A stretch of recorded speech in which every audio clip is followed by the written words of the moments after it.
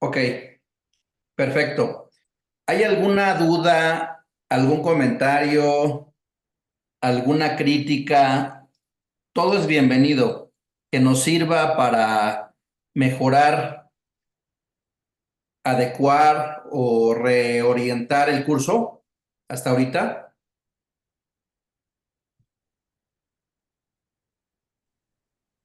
Considero que vamos bien, maestro. ¿Vamos bien todos? Sí, Yo les pediría a los que puedan, prendan su cámara, los que puedan, para que nos conozcamos. Recuerden que esto no solo es la transmisión del conocimiento, sino también es una parte de networking, ¿no? Entonces, la gente hace negocios con la gente que conoce, con la gente que se lleva bien, ¿no? No con la gente que no conoce. Y en esta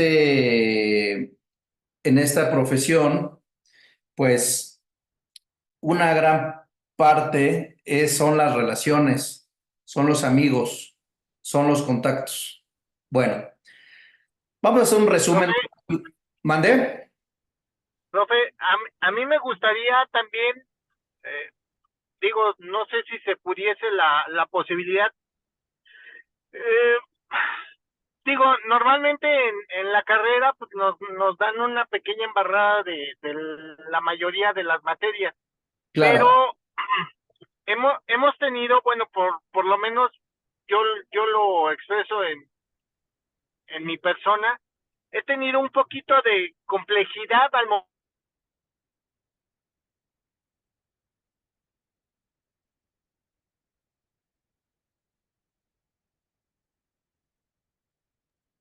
¿qué No, pasó? no se te escuchó. O alguna forma para poderlo redactar. Sí, vamos a partir de la hoja en blanco.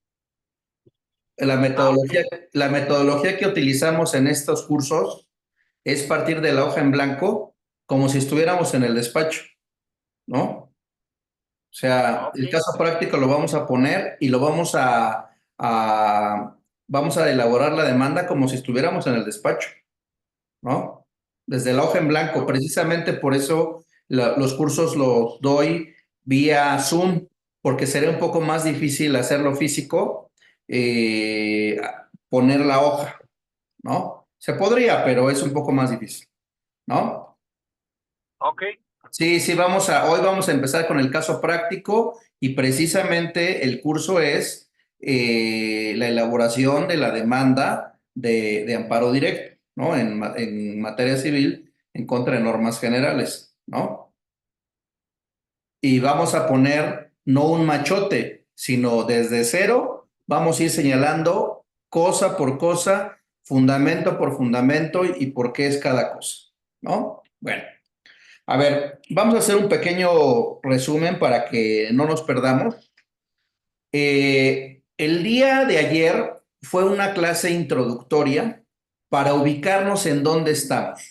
Nuestro tema es la elaboración de la demanda de amparo directo en materia civil contra normas generales, ¿no? Desde cero. Es decir, el objeto de nuestro curso es que al terminar el curso nosotros podamos elaborar una demanda de amparo directo en contra de normas generales, ¿no? El escrito, ¿no? No con un machote, sino que ustedes puedan realizarlo teniendo y siendo conscientes de cada una de las partes y los fundamentos de cada una de las partes, ¿no? Los elementos constitutivos, los presupuestos procesales, los requisitos formales, los materiales, etcétera, etcétera, ¿no? Bueno, entonces la clase de ayer fue para ubicarnos. Eh, lo primero que hablamos ayer, hablamos del control constitucional.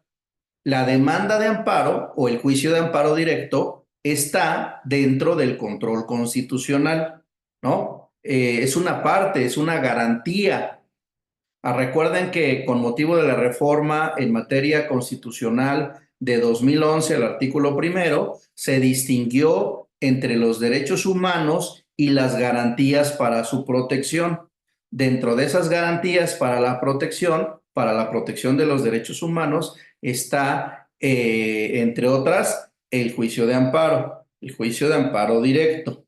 Entonces, dentro de este juicio de amparo está dentro de un tema que se llama control constitucional. Luego, este control constitucional, habíamos mencionado que había diversas clasificaciones, pero una de ellas es la del autocontrol constitucional y del control constitucional por parte de terceros. Es decir, hay autocontrol, es decir, el legislativo se autocontrola, el administrativo se autocontrola, el jurisdiccional se autocontrola, pero hay un tipo de control constitucional que es por parte de terceros o heterocontrol constitucional, que un poder controla a otros poderes, ¿no? Dentro de, por ejemplo, el legislativo puede controlar actos del administrativo y del jurisdiccional. El administrativo puede controlar actos del legislativo y del jurisdiccional, y el jurisdiccional, o sea, el control jurisdiccional, puede controlar actos de los demás, ¿no? Entonces dijimos que dentro de este control por parte de terceros, o el heterocontrol, está el control jurisdiccional, ¿no? Y dijimos que dentro de ese control jurisdiccional se encuentra, hay dos sistemas.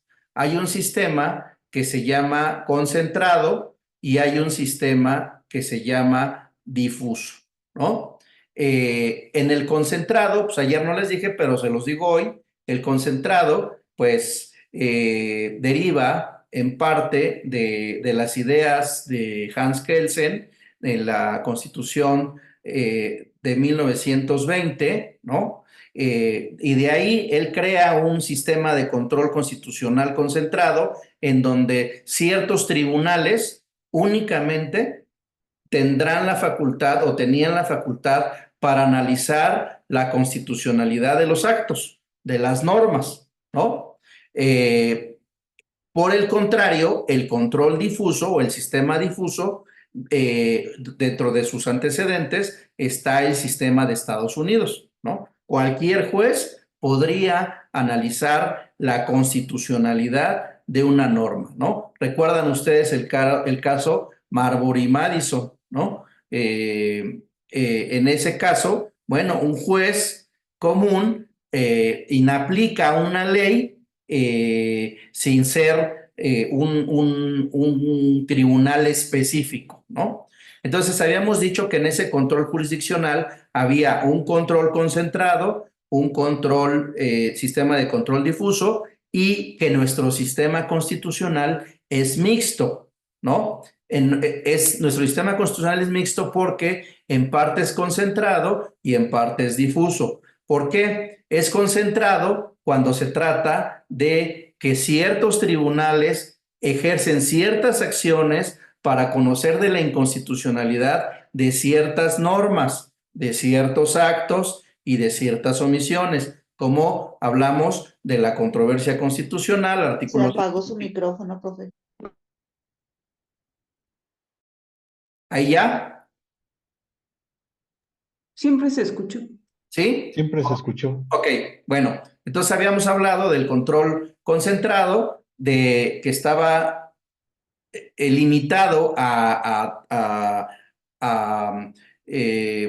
Poder Judicial de la Federación mediante la controversia constitucional, artículo 105, fracción primera de la Constitución, la acción de inconstitucionalidad, artículo 105, fracción segunda de la Constitución, y el juicio de amparo, artículo 103 y artículo 107 de la Constitución. También les había hablado de que había control constitucional en materia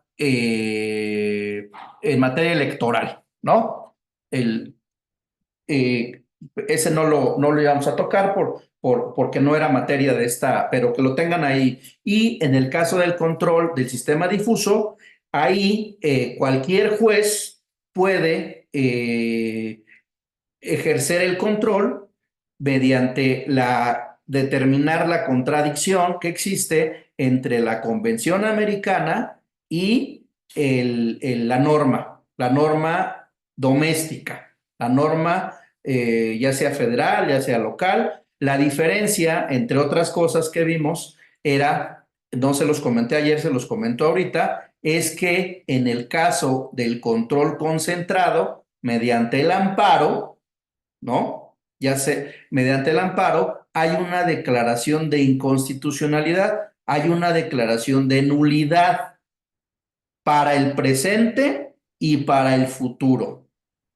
Es decir, si yo logro en control concentrado vía amparo, ya sea indirecto o directo, más bien indirecto, logro la inconstitucionalidad, el efecto va a ser la declaración de inconstitucionalidad para el presente y para el futuro. Es decir, la autoridad no me puede volver a aplicar ese precepto constitucional. Habíamos dicho que la inconstitucionalidad la podíamos alegar de dos maneras. Habíamos hablado de las porciones normativas y de los sistemas normativos. ¿Sí? Entonces, cuando ustedes tenganlo presente, porque cuando hagamos los conceptos de violación en la demanda, vamos a determinar si vamos a alegar la porción normativa o vamos a alegar la inconstitucionalidad de un sistema normativo. Son dos cosas diferentes. Ténganlo presente, ¿no? Bueno, y eso es en tratándose de amparo indirecto, pero tratándose de amparo directo, como no existe esa declaración de inconstitucionalidad. Bueno, existe esa declaración de inconstitucionalidad, pero para el caso concreto. No, es decir, para el caso concreto, para el presente, pero no para el futuro, ¿no? Eso hay que tenerlo claro. En el caso del control del sistema difuso de control constitucional, hay dos tipos de control, el control constitucional y el control convencional. Son diferentes. Hay sistema de control difuso constitucional y sistema de control difuso convencional, ¿no? Ahora, la diferencia es que tratándose del control difuso, ahí únicamente es una inaplicación de la norma en caso concreto. Una inaplicación de la norma al caso concreto. No hay una declaración de inconstitucionalidad. Simplemente sin aplicar al caso concreto. Entonces,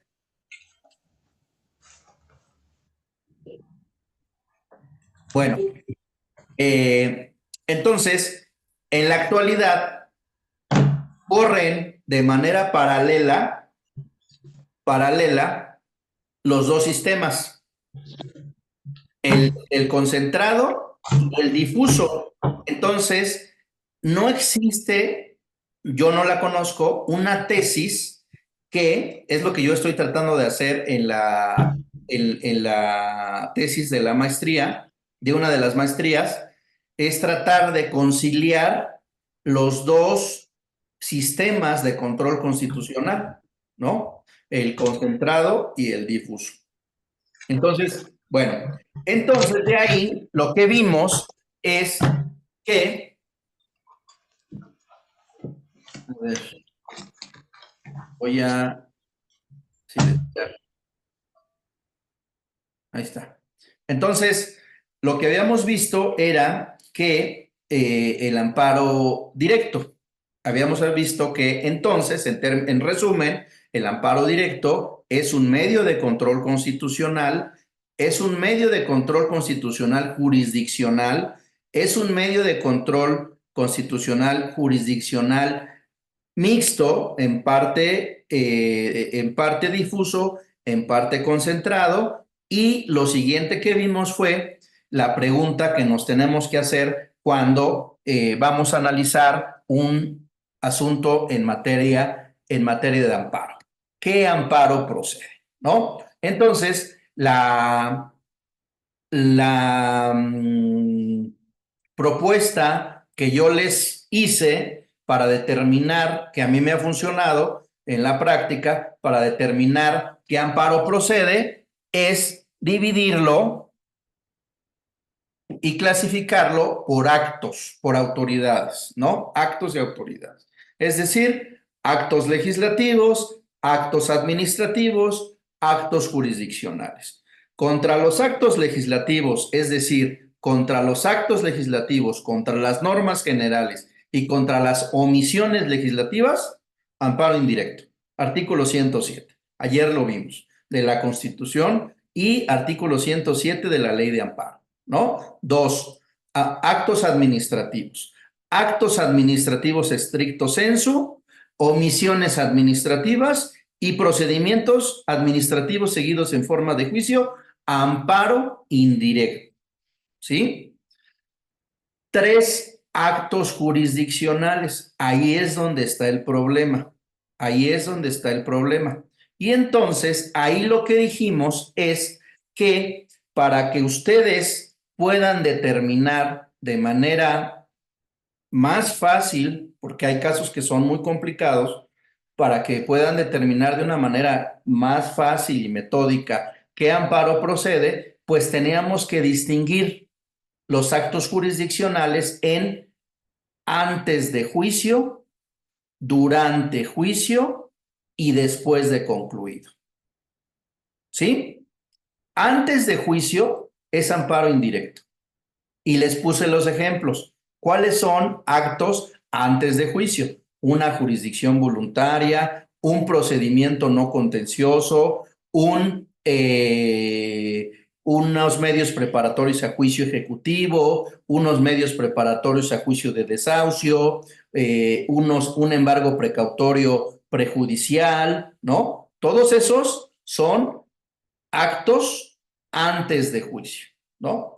Durante el juicio es donde está el problema y después de juicio son actos de ejecución de sentencia. Y ahí la ley de amparo distingue actos de ejecución de sentencia genéricos y actos de ejecución de sentencia específicos, ¿no? Ese no es nuestra materia, pero para que lo tengan. El problema está en los actos que se dictan durante el juicio, ¿no? Bueno, durante el juicio se pueden dar diferentes tipos de actos, ¿no? Ustedes recuerden, por ejemplo, vamos a poner el artículo 79, ¿no? Del Código de Procedimientos Civiles aplicable a la Ciudad de México, ¿no? Que señala que las resoluciones en materia procesal civil son decretos, son autos, son sentencias interlocutorias y son sentencias definitivas, ¿no? Entonces, esos actos pueden tener diversa naturaleza y diversas consecuencias. Entonces, dentro de esos tipos de actos que se dan dentro del juicio, son 1, actos de imposible reparación. 2, actos de posible reparación. 3, resoluciones que ponen fin al juicio. Y actos que afectan a terceros extraños. Son 4, por lo menos. Los actos de imposible reparación vimos que lo que procede contra actos de imposible reparación era el amparo indirecto. Y dijimos que los actos de imposible reparación son aquellos que afectan materialmente derechos sustantivos. ¿Cuáles son los derechos sustantivos en oposición a los derechos procesales? Los derechos sustantivos habíamos dicho que son aquellos que existen fuera de juicio, no dependen del juicio. Por ejemplo, el derecho a la vida no depende de un juicio, el derecho a la libertad personal, el derecho a la libertad de ambulatoria, el derecho a la intimidad, el derecho a la familia, el derecho a la propiedad, el derecho a la privacidad de mis documentos, el derecho a la salud, el derecho, etcétera, etcétera, etcétera. Esos derechos no nacen con el proceso. Ahora, la violación o afectación dentro del juicio de esos derechos, después de determinar si procede o no o se debe de cumplir el principio de definitividad, procede el amparo indirecto.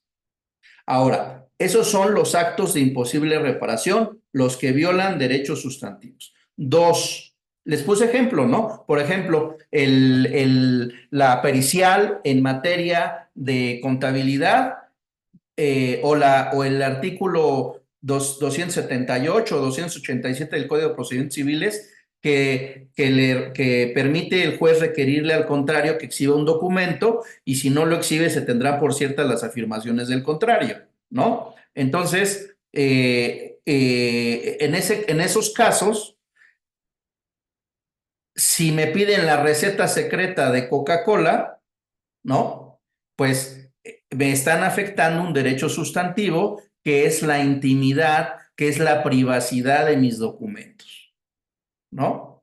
Entonces, ese derecho sustantivo es anterior, ese derecho no deriva del proceso. Entonces, procede en contra de eso el amparo indirecto. ¿Quién tiene el artículo 278 o 287? Para que quede claro ese supuesto. El Código de Procedimientos Civiles. Mientras lo voy buscando yo aquí. ¿El dos qué, maestro? Debe ser el 278 o el 287 que señala que le requieren al contrario los documentos o que se niega la inspección y que se tienen por ciertas las afirmaciones de su contrario. 278 habla de las reglas generales de la prueba. Entonces, Bueno, 287, 287 sería... Ah, sí. Dice, artículo 287, cuando una de las partes se oponga a la inspección o reconocimiento ordenados por el tribunal para conocer sus condiciones físicas o mentales o no contesten a las preguntas que el tribunal le dirija, este debe de tener por ciertas las afirmaciones de la contraparte, salvo prueba en contrario. Lo mismo se hará si una de las partes no exhibe a la inspección del tribunal la cosa o documento que tiene en su poder. ¿ya vieron? ¿Ese? Uh-huh. Bueno, ese es un ejemplo. Por ejemplo, miren, les voy a poner el artículo para que... 287, ¿verdad? Sí. Miren, ese también está en el Código de Comercio, en otro artículo, también está en el Código Federal de Procedimientos Civiles. Entonces es un artículo importante. Miren, este artículo establece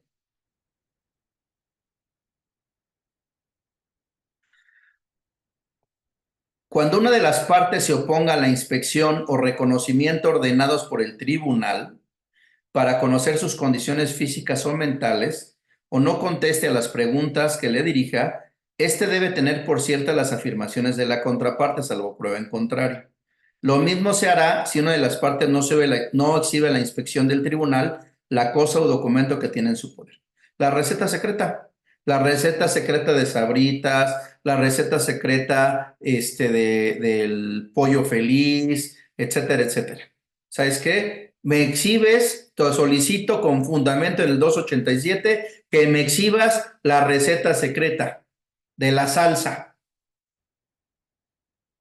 A ver, espérame, es un acto dentro del juicio que viola un derecho sustantivo. ¿Qué derecho sustantivo? El derecho a la privacidad de mis documentos. Este derecho no deriva del procedimiento.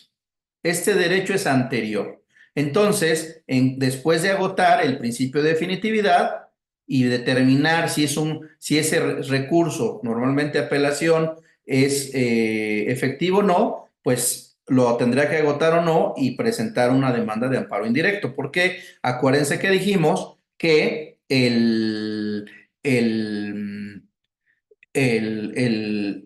hay actos dentro del juicio que son de imposible reparación, violan derechos sustantivos, violan la salud, violan la educación, violan la intimidad, la privacidad, etcétera, etcétera, ¿no? Ahora, otros actos, contra eso el proceso de amparo indirecto, lo vimos ayer, artículo 107, fracción quinta de la ley de amparo.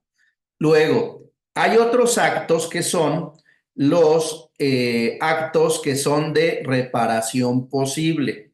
Los actos de reparación posible o de posible reparación, contra ese tipo de actos procede el amparo directo.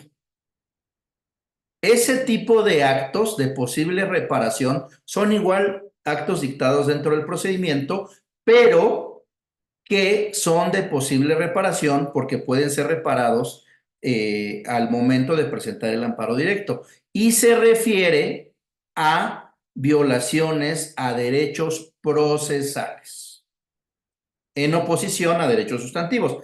Si ustedes se fijan, cuando ayer vimos el artículo 170, 71, 172 y 173, las violaciones de reparación posible son las violaciones a las leyes del procedimiento. ¿Sí? Lo voy a explicar con la ley de amparo porque esto sí merece una explicación mayor porque es materia de nuestro curso, ¿no? Miren, miren,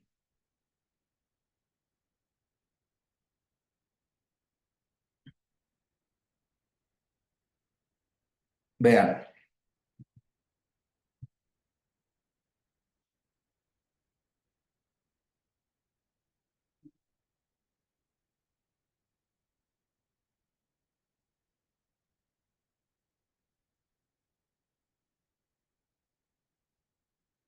Ahora sí, la licenciada Vélez está poniendo estricta porque era un transatlántico este curso, ¿verdad?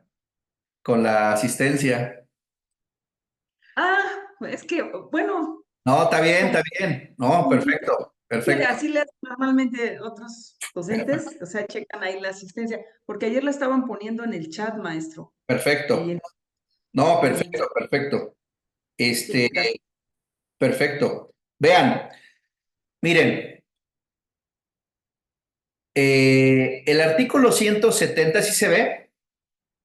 De la ley de amparo establece el juicio de amparo directo, que es nuestro tema, procede contra sentencias definitivas, laudos y resoluciones que ponen fin al juicio, dictadas por tribunales judiciales, administrativos, agrarios o del trabajo. Fíjense, aquí está la clave. Ya sea que la violación se comete en ellos, o sea, que la violación se cometa en la sentencia, en el laudo, o que cometida dentro del procedimiento afecte las defensas del quejoso, trascendiendo al resultado del fallo. Es decir, que la violación se cometa durante el procedimiento. Entonces quiere decir que también, adicionalmente a las violaciones irreparables, también hay violaciones reparables que son estas, que son que se cometan durante el procedimiento, que afecten las defensas del quejoso y trasciendan al resultado del fallo. Es decir, estas violaciones procesales que se dan dentro del procedimiento tienen tres características. Una, que se cometa dentro del procedimiento. Dos, que afecte las defensas del quejoso. Y tres, que trascienda el resultado del fallo. Entonces,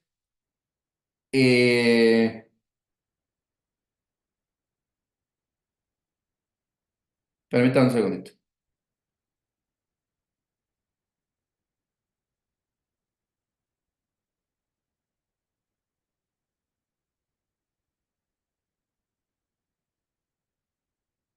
Permítame un segundito, perdón.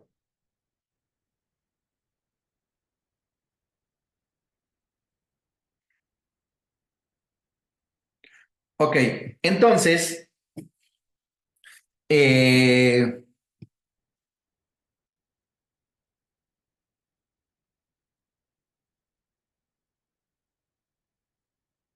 miren, todavía no vamos a ver el tema de cuando dentro del juicio surta cuestiones de constitucionalidad de normas generales, de reparación posible.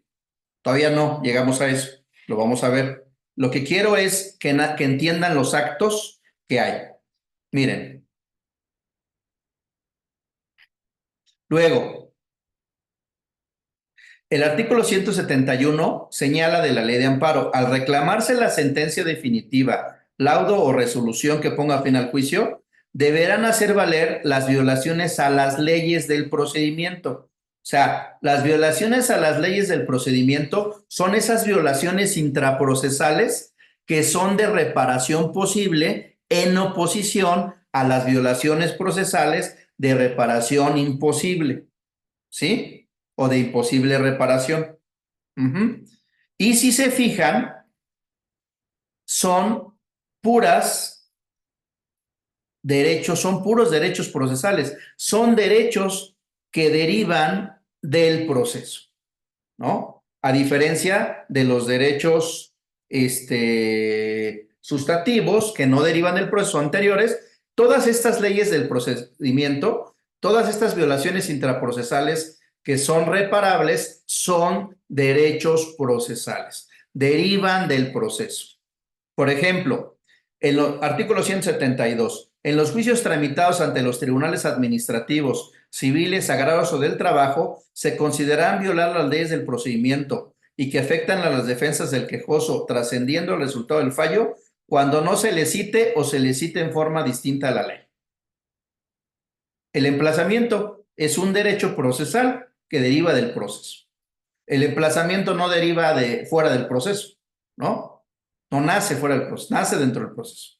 Haya sido falsamente representado en juicio. La representación en juicio, que es la legitimación ad processum, ¿no? Deriva del juicio. Luego, se desechen pruebas legalmente ofrecidas o desahoguen en forma contraria. Es un derecho procesal. A ofrecer pruebas y a desahogar pruebas. Se declara ilegalmente confeso.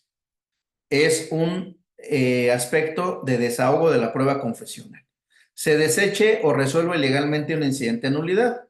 Es un derecho procesal. No se le concedan los plazos o prórrogas que tenga derecho con arreglo a la ley. Derecho procesal. Sin su culpa se reciban, sin su consentimiento, las pruebas ofrecidas por las partes. Derecho a probar. Derecho procesal. Previa solicitud no se le muestren los documentos o piezas de autos para poder alegar sobre ellos. Derecho de objeción, para objetar o para impugnar de falso.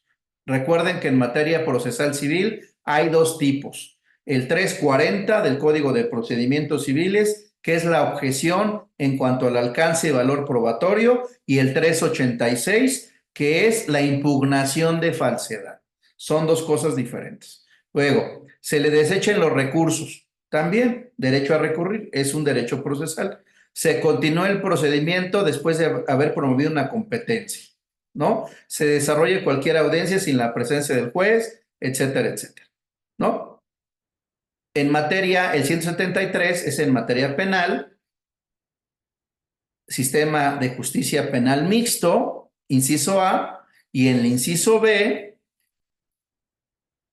sistema de justicia penal acusatorio y oral. Pero son procesales, ¿no? Entonces, a ver, entonces, dentro de este tramo de actos dentro del juicio, los actos de imposible reparación que violan derechos sustantivos es amparo indirecto.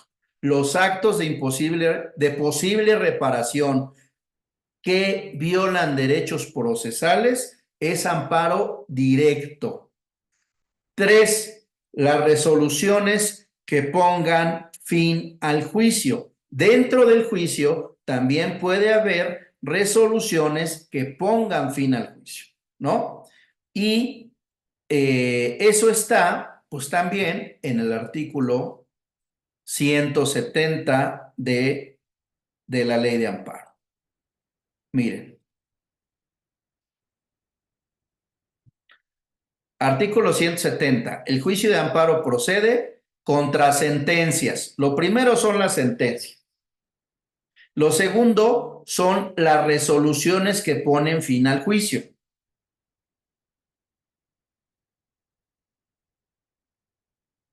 Y abajo, en el segundo párrafo de la fracción primera del 170, distingue: se entenderá por sentencias definitivas al laudo las que decidan el juicio en lo principal, por resoluciones que pongan fin al juicio, las que sin decidirlo en lo principal lo den por concluido.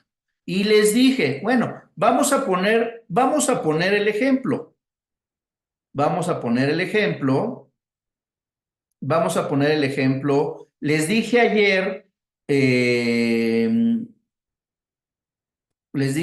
por ejemplo, la caducidad o la personalidad, ¿no? Miren, la personalidad.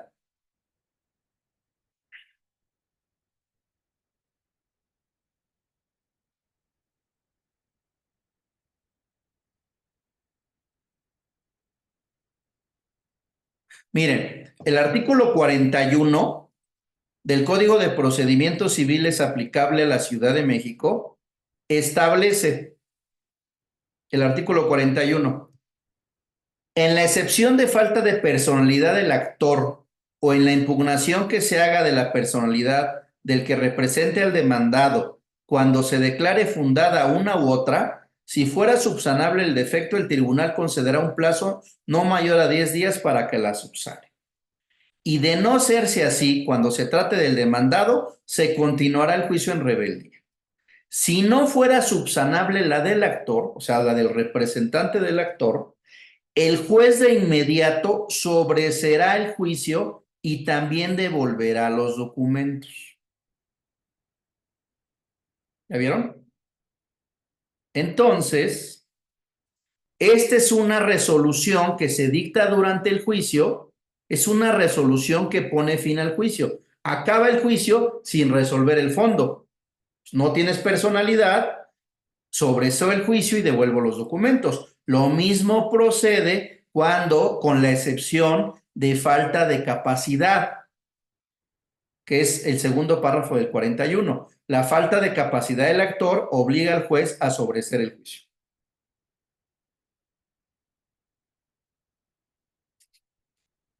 Una cosa es la personalidad y otra es la capacidad. Esta capacidad se refiere a la capacidad de ejercicio. No se refiere a la capacidad en la causa, se refiere a la capacidad en el proceso o ad proceso.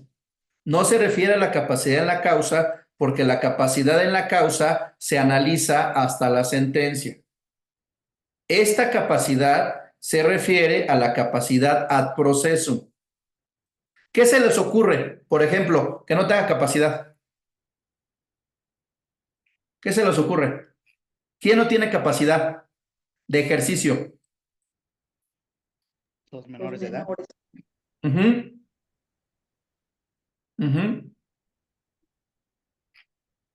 ¿En dónde está eso? ¿En dónde lo encontramos?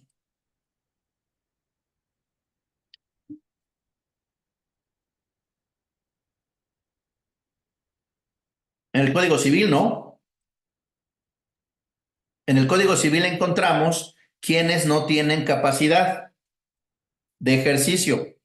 Entonces, que promueva a alguien que no tiene capacidad de ejercicio, ¿no? Vamos a poner el artículo para que no quede en el aire, en el limbo, para que vean el caso concreto. Miren, vamos a ver el Código Civil. Eso lo tuvieron que ver en su clase de introducción, personas y familia. A ver.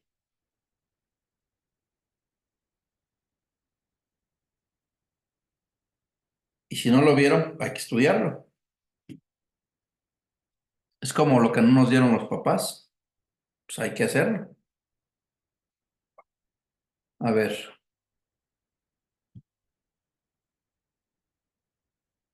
Miren.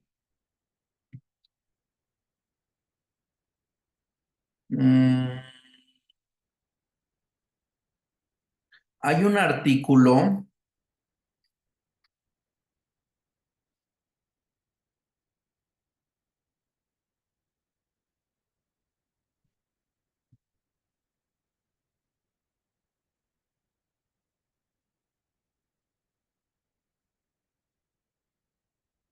Primero el artículo 23 del Código Civil. El artículo 23 del Código Civil, la minoría de edad, el estado de interdicción y demás incapacidades establecidas por la ley son restricciones a la capacidad de ejercicio. Lo tienen que hacer por medio de sus representados, de sus representantes. Y luego hay otro artículo, es el artículo 450 del Código Civil. Señala, tienen incapacidad natural y legal los menores de edad, los mayores de edad que por causa de enfermedad reversible o irreversible, o que por su estado particular de discapacidad, ya sea física, sensorial, intelectual, emocional, mental o varias de ellas a la vez, no puedan gobernarse, obligarse o manifestar su voluntad por sí mismos o para algún medio que lo supla.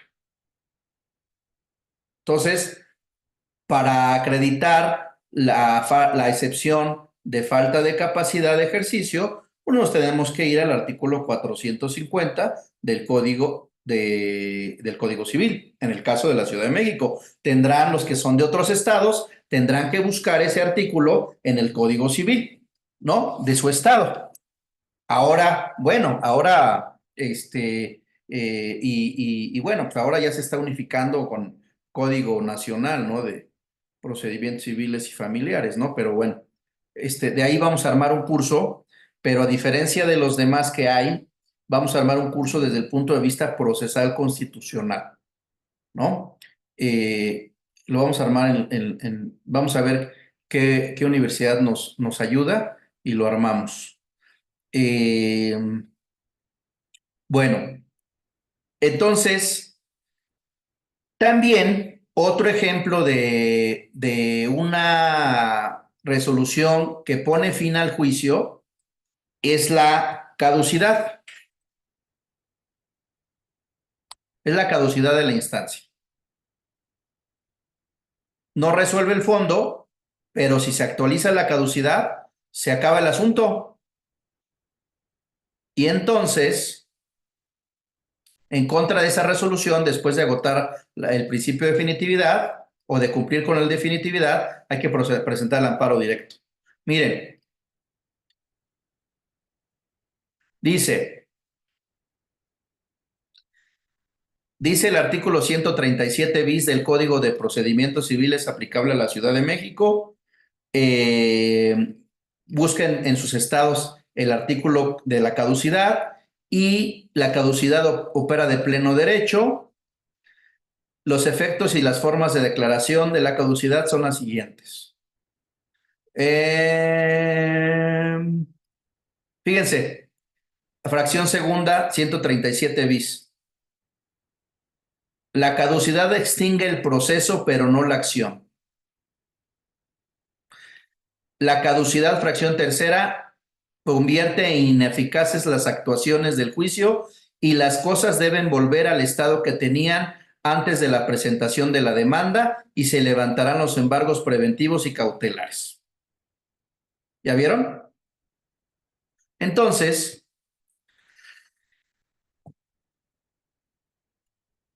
quiero regresar al cuadrito.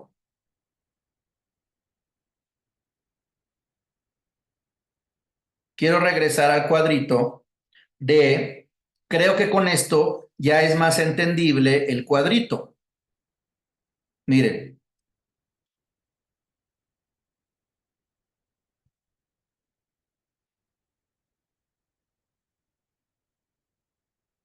¿Qué amparo procede?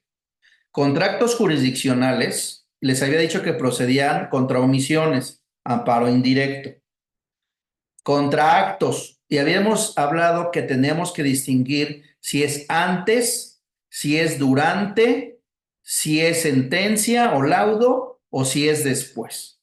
Si es antes, ya les había dicho que es amparo indirecto y ya les di los ejemplos. Si es sentencia, es amparo directo. Si es después, ya les dije que es amparo indirecto. Y el punto fino es durante, ¿no? Si es durante, si es de reparación posible, ya les dije cuáles son las de reparación posible. Son las violaciones procesales, 171, 172 y 173 de la ley de amparo. Violaciones procesales a derechos procesales que nacen con el proceso. Reparación imposible, derechos sustantivos que no nacen del proceso, ¿no? Ya les dije, igualdad, libertad, salud, intimidad, privacidad, amparo indirecto. Y resoluciones que ponen fin al juicio, que también se dan aquí, pues también procede amparo directo. Ya les dije, no, a diferencia de la sentencia que resuelve el fondo, la resolución que pone fin al juicio extingue el proceso, no resuelve el fondo. Ya les dije, falta de personalidad del representante del actor, falta de capacidad de ejercicio del actor, caducidad de la instancia, etcétera, etcétera, ¿no? Por ejemplo, ¿qué otro? El incidente de falsedad de firma de la demanda. También extingue el proceso. En términos del artículo 386, yo he ganado muchos asuntos porque por la falsedad de firma de la demanda. Artículo 386 del Código de Procedimientos Civiles. Se los pongo para que lo vean. También con eso, si ganan el incidente de falta de la falsedad de firma o de impugnación de falsedad que se llama, pues el juez tiene que sobreseer el juicio. Miren, el 95% de los asuntos que he visto en donde hay prevención al abogado en los juicios, el 95%, la firma de desahogo de prevención ha sido falsa. De los que yo he visto. Entonces, cuando yo veo que hay una prevención y desahogo de prevención, lo primero que reviso es, a ver, la firma de la demanda y la firma de desahogo de prevención. ¿Por qué? Porque normalmente cuando hay una prevención, el acuerdo es, si no desahogas la prevención, se te tendrá por no presentar la demanda. Entonces, lo que hago, el 95, se los juro, el 95% de los asuntos que he visto en 20 años, en donde hay prevención y desahogo de prevención, las firmas han sido falsas y los he ganado por eso. Alego en términos del 386, la falsedad de la firma del escrito de desahogo de prevención, se declara falsa, se declara nulo el desahogo de prevención y se le aplica el apercibimiento, se tiene por no desahogar la prevención y se acaba el asunto. Me tiene que pagar costas y en muchas ocasiones presentan las demandas prácticamente ya casi a la prescripción, cuando ya está el plazo de prescripción. Entonces ya no pueden volver a presentar, ¿no? Además de la denuncia por fraude procesal, ¿no? Entonces, en términos del 386. Miren, miren.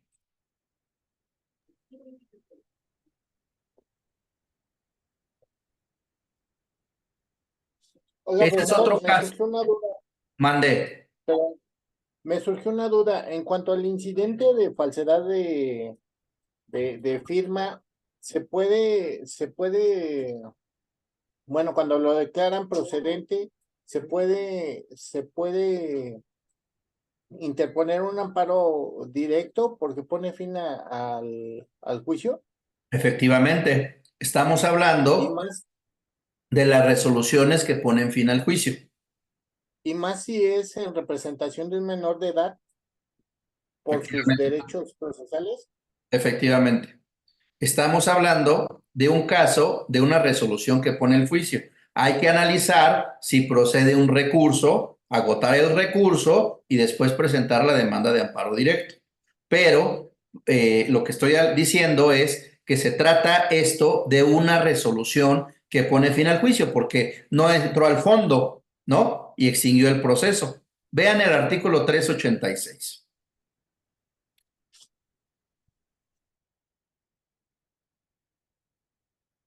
¿Se ve? Sí, sí, sí. La impugnación de falsedad de un documento puede hacerse desde la contestación a la demanda hasta 6 días antes de la celebración de audiencia de pruebas y legatos. La parte que reargulle de falso el documento debe indicar específicamente los motivos y las pruebas. Cuando se impugne la autenticidad de un documento privado sin matriz, deben señalarse los documentos indubitables para el cotejo y promoverse la prueba pericial correspondiente. Sin estos requisitos, se tiene por no reorguido e impugnado de falso. Ahora, ahí les va un tip. ¿Cómo saben cuál es la firma? Pues, aunque no necesiten la confesional, ofrezcan la confesional. Y al momento de que se presente la confesional, ahí va a tener que firmar, va a haber una firma auténtica ante la autoridad judicial y esa va a ser una firma indubitable. En ese momento me doy cuenta de que son diferentes y promuevo mi incidente. ¿Sí?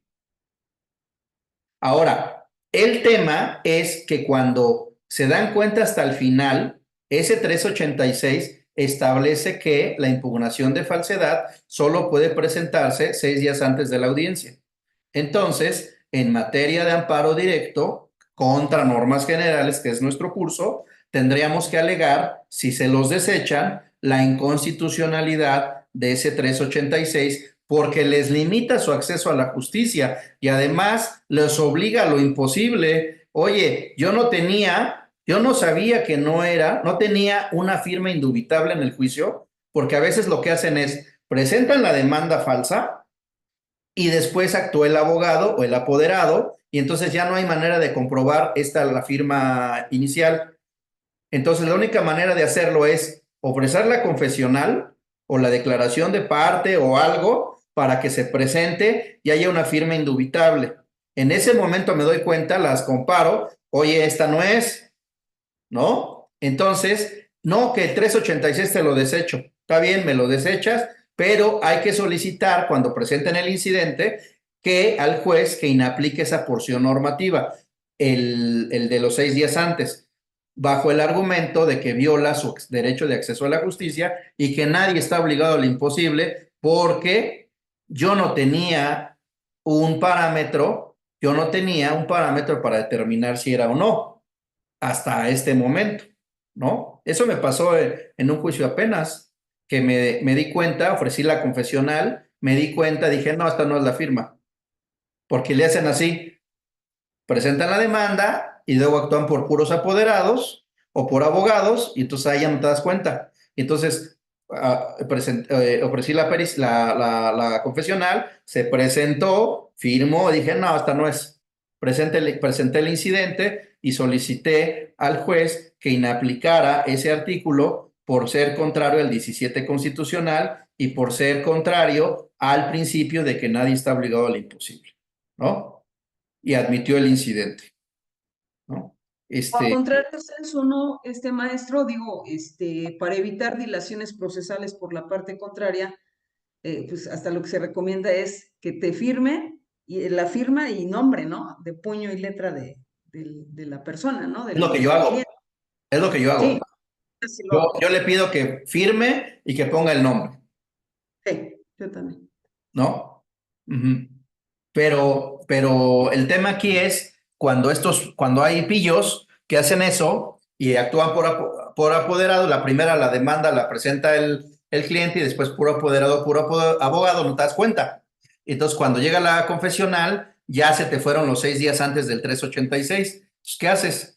Es una chicana que te hacen, ¿no?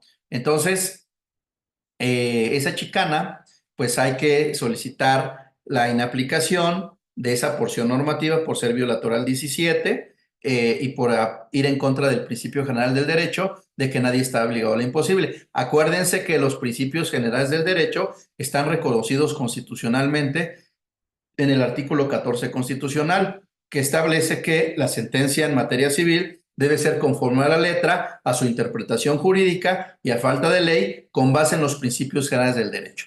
¿Sí? Ok. Bueno, entonces, ya para pasar a la demanda, al caso práctico, quiero nada más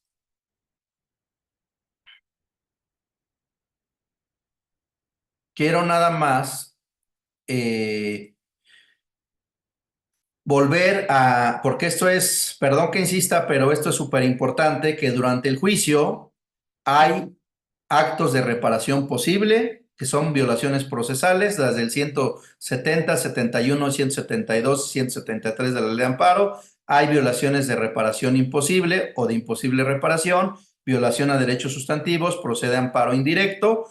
Hay resoluciones que ponen fin al juicio, ya les dije cuáles, es amparo directo.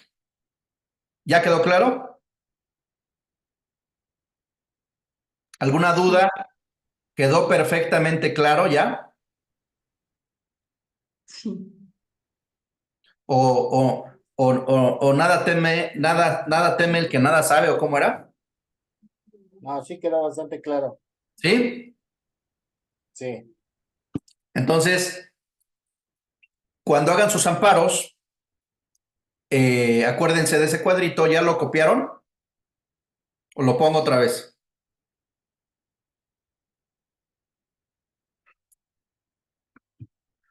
¿Ya? ¿Pasamos al caso práctico? No, aquí ya lo tengo.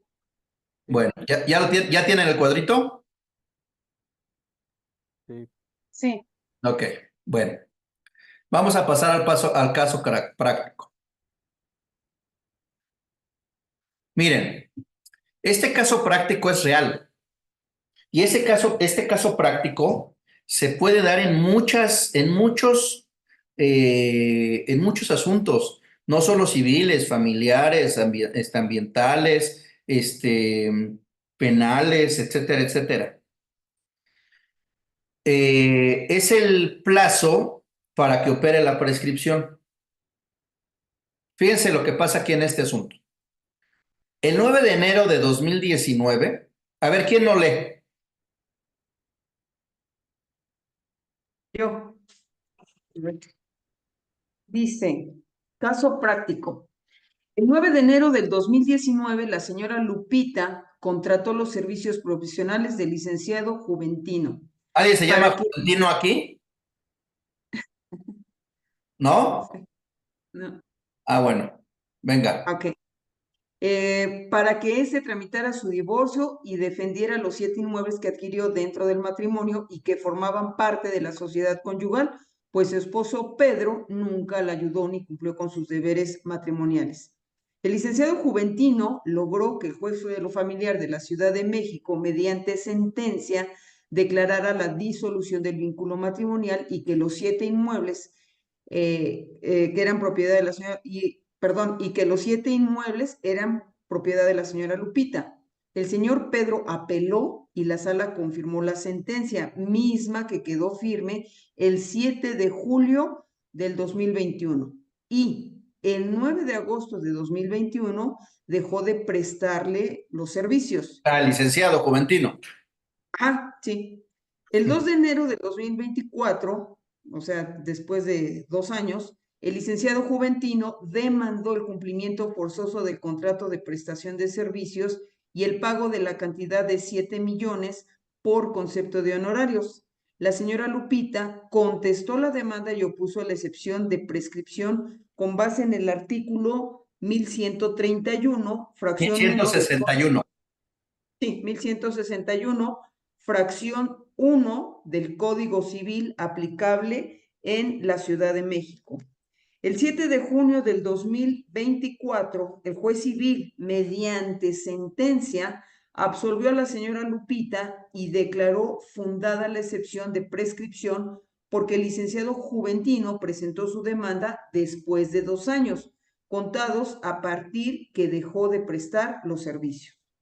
El licenciado Juventino interpuso el recurso de apelación en contra de la sentencia y la Sala Civil la confirmó bajo el argumento que la acción de pago de honorarios está prescrita con base en el artículo 1161, fracción 1 del Código Civil vigente en la Ciudad de México. Ok, Ese es el... esto es un caso real. Después les contaré la anécdota del tema del divorcio. Fíjense que ya ven que tratándose de sociedad conyugal, cuando se trata de inmuebles que adquieren dentro del matrimonio, salvo que haya pacto en contrario en las capitulaciones matrimoniales, es a michas, ¿no? Y entonces la clienta pasó como por 5 despachos y le dijeron, no, pues ella tenía como 7, 8 departamentos y 5 despachos dijeron, no, pues le toca la mitad al señor, ¿no? No tienes capitulaciones, los adquiriste dentro del matrimonio, es una sociedad conyugal, micha y micha. Oye, pero es que este era un haragán, no hizo nada, etcétera, no me ayudó, no cumplió con los deberes del matrimonio, con los deberes familiares, ¿no? Entonces pasó como 5 o 7 despachos, llega conmigo y le dije, oiga, lo que pasa es que ese 50%, bueno, lo que les dicen los abogados es una interpretación exegética, una interpretación literal, pero una interpretación teleológica, sistemática, implica que, e incluso histórica, implica que ese 50 se creó para la mujer, ¿no? Se creó para la mujer, no para el hombre. La interpretación histórica, sistemática, teleológica implica que como los dos cumplieron con los deberes del matrimonio, ayuda mutua, comprensión, trabajaron, por lo tanto, les corresponde por justicia la micha. Entonces, si no se cumple con la finalidad, ¿por qué le debe de tocar la mitad? Si no cumplió, o sea, este 50% está íntimamente vinculado con el cumplimiento de los deberes matrimoniales. Este cuate no me ayudó, este cuate me denunció, este cuate no dio pensión, este cuate me abandonó, ¿Y por qué le tengo que dar el 50%? Porque no cumplió, o sea, no se cumple con la finalidad. Es decir, estos 7 departamentos, yo los obtuve sin ayuda de él. La finalidad de la sociedad conyugal y del 50% es cuando ambos trabajaron, ambos se apoyaron y es justo, micha y micha. Cuando no, no. Entonces, logramos, en primera instancia, el juez aplicó la ley y dijo no, 50-50. En segunda instancia, igual, 50-50. Y en amparo se ganó y dijeron no, efectivamente, está vinculado los deberes del matrimonio al 50-50. Entonces, si no se cumple la razón, entonces no debe estar la consecuencia, ¿no? Eso es importante, ¿eh? Entonces no se vayan con la finta 50-50 para siempre, ¿no? Entonces, está vinculado con los deberes del matrimonio. E incluso había afectado a los hijos, ¿no? Bueno, eso es lo de menos, ese no es el caso. Entonces, ganamos 14 sentencias al hilo, ¿no? Ganamos todo. Y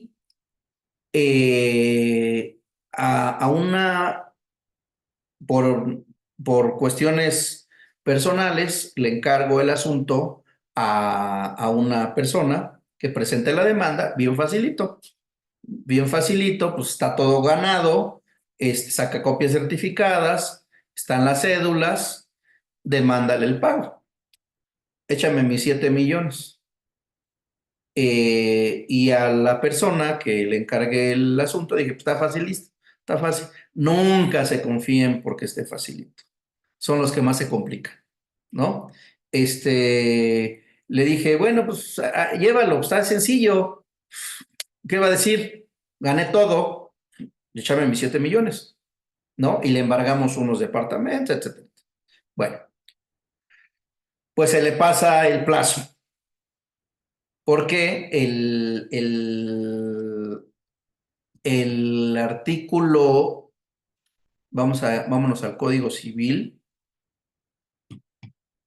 el artículo 1161, fracción primera, establece que el plazo para demandar los honorarios prescribe en 2 años, a partir del último día de que se prestaron los servicios, ¿no? Entonces, cuando veo y digo, bueno, pues a ver cómo va el asunto, eh, pues el cuate pues no había presentado la demanda.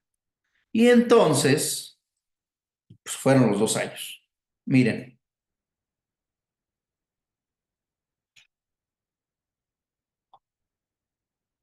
artículo 1161 del Código Civil aplicable a la Ciudad de México.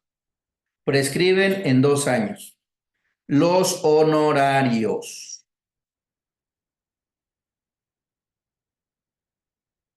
La prescripción comienza a correr desde la fecha en que dejaron de prestarles los servicios.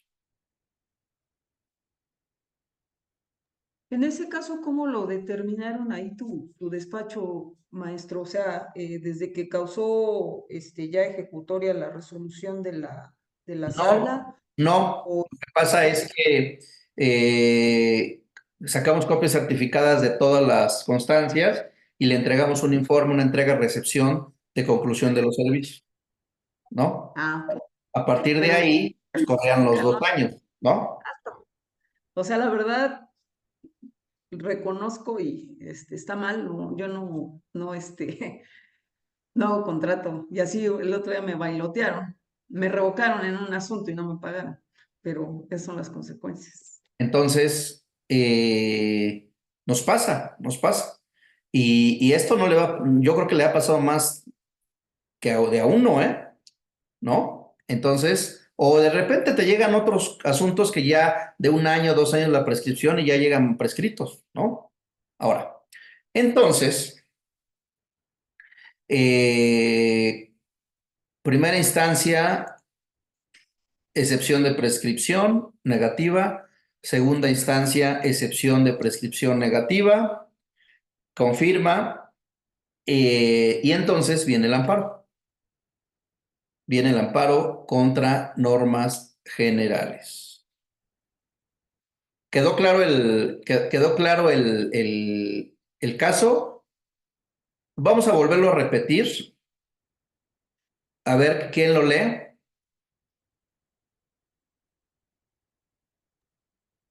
Si gustas, lo vuelvo a leer. Desde el principio, ¿verdad, maestro? Sí, léanlo. Ajá, A ver, dice, espérame. ah,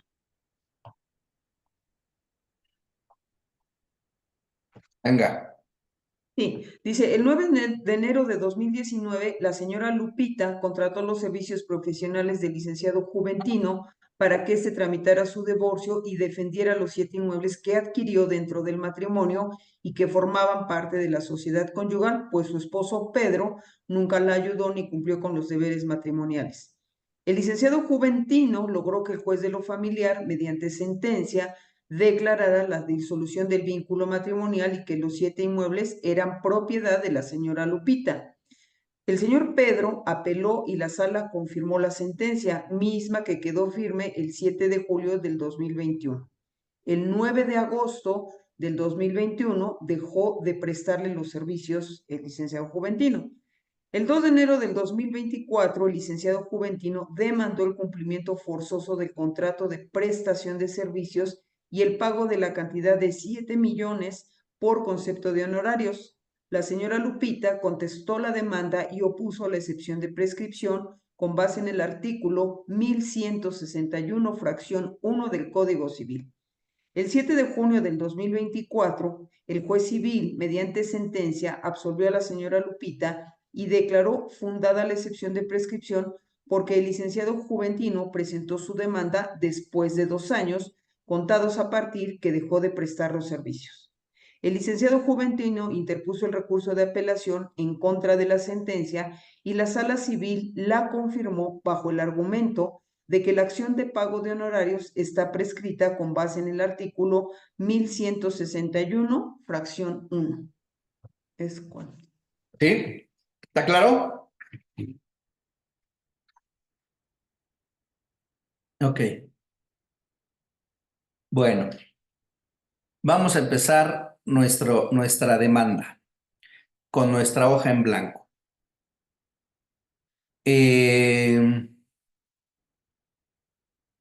Yo les recomiendo, la podemos hacer de 2 maneras.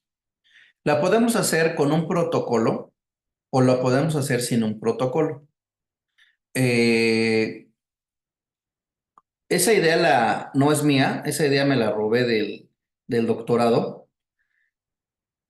Para hacer una investigación con un mayor rigor científico, utilizamos protocolos de investigación y eso lo trasladé a las demandas. Entonces, en las demandas, elaboré un protocolo para elaborar unas demandas de amparo, ¿no? Por el tiempo, lo que podemos hacer es ahorita hacerlo sin protocolo y si nos da tiempo y terminamos, hacemos una demanda con protocolo para que ustedes vean la diferencia de hacer una demanda con protocolo o sin protocolo. Cualquier demanda, ¿eh? Una demanda civil, una denuncia penal, una querella, una queja, Profeco, etcétera, etcétera. Si ustedes, en teoría general del proceso, hay elementos que son comunes a todo.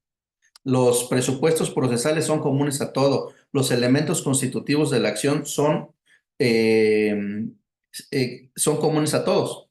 Entonces, vamos a empezar. Vamos a hacerlo sin protocolo. Si nos da tiempo, hacemos una con protocolo de un asunto que me acaba de llegar, porque desecharon una demanda. A una persona no le pagaron, una autoridad administrativa no le pagó, un contrato administrativo, ganó una licitación, prestó el servicio, no le pagó, demandó el último día, la provinieron y exhibió mal el poder, incompleto el poder. Era un asunto de 18 millones y su abogada o su contadora, no sé quién fue, exhibió mal el poder, incompleto.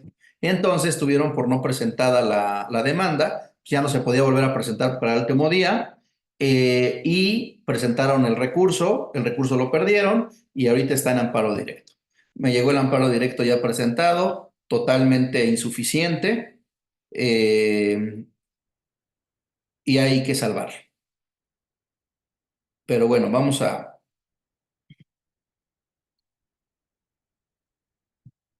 espérenme un segundito. Espérenme un segundito. Vamos a la hoja en blanco.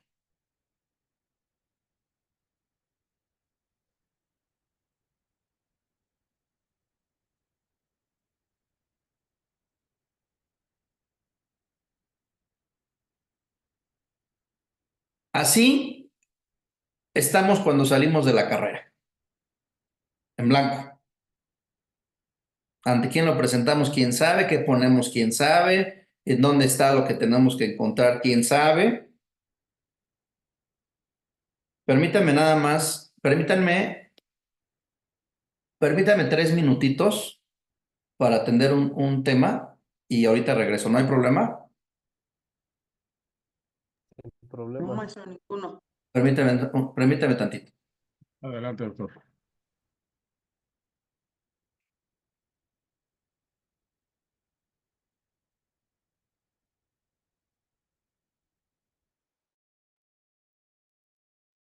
Compañeros, nada más para efecto de lista, ya, bueno, los que no han proporcionado su correo y su número, pues lo proporcionan, y si no, pues ya nada más con su nombre, por favor, gracias.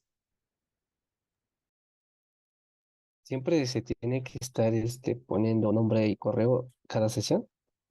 No, era justo lo que dije ahorita. Si ya, por ejemplo, ayer lo hiciste, si estuviste en la clase, ya no es necesario, pero si no lo has hecho, es la primera clase que tomas, entonces sí.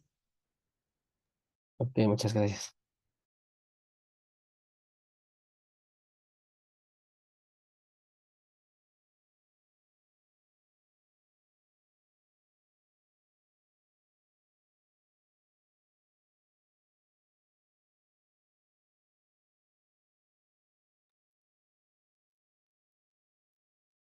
Y es aquí en el chat de Zoom, porque ayer lo estaban anotando en el chat de WhatsApp, entonces, no, les aclaro, es por aquí porque veo que creo que no se han anotado todos.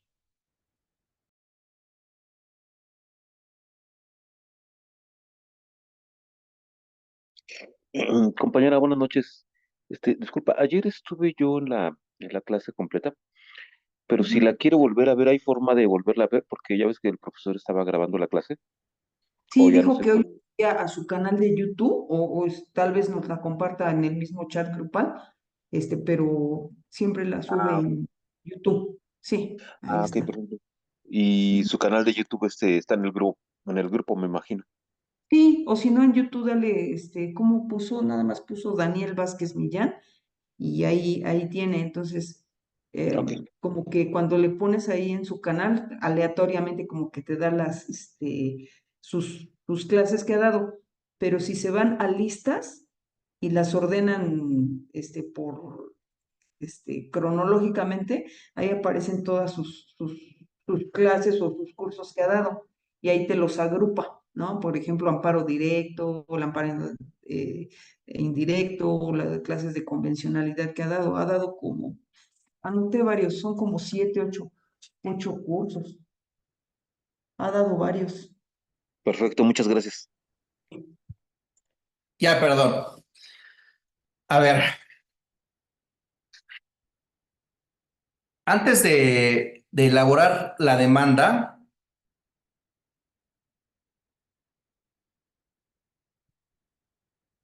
quiero hacer un pequeño, si no lo vamos a hacer exhaustivo, lo vamos a hacer muy genérico para ordenarlo.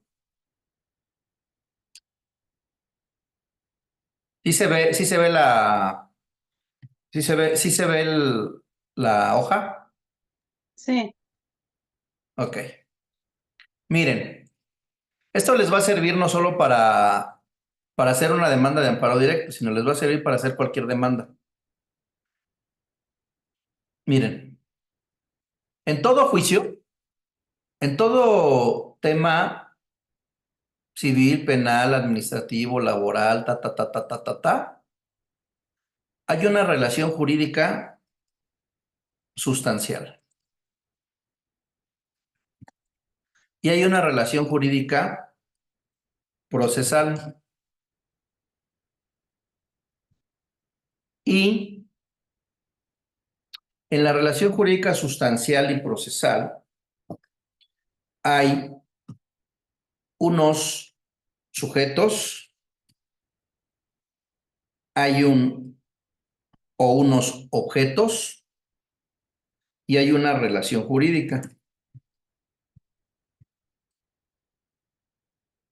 En la relación jurídica procesal también hay unos sujetos,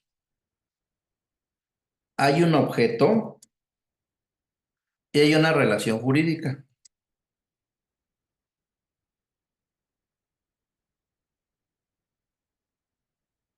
Ese es como su mapa para que no se pierdan y no se tarden horas haciendo la demanda. Miren, ¿para qué les va a servir esto? Mi mamá, le doy le doy de baja. ¿Eh? Yo por mi cuenta, porque yo soy titular, yo cancelo todo y usted vaya y cambia el paquete, lo quiere bajar, lo quiere subir, haga lo que quiera con el paquete, pero yo ya le di de baja. Ana Ivette, por favor. Pero él como siempre dijo, pues usted lo paga, lo que paga es mi ¿Qué onda? hasta le digo, Ana Ivette, asociégate, por favor. Bueno, hasta en las mejores familias. No pasa nada. A ver, miren. ¿Se ve? ¿Se ve la hoja? Sí. Sí. Sí, sí. Perfecto, profe. Ok. Entonces, para determinar nuestra demanda de amparo, hay unos sujetos. Los sujetos en la demanda, en el juicio de amparo directo, es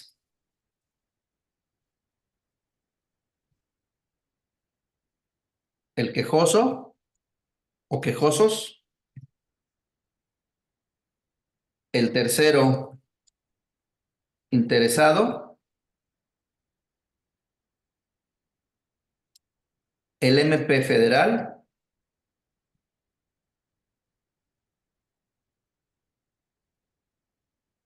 la autoridad responsable o autoridades responsables. ¿Sí? Eso les va a servir muy fácil para hacer su demanda. ¿Quién es el quejoso?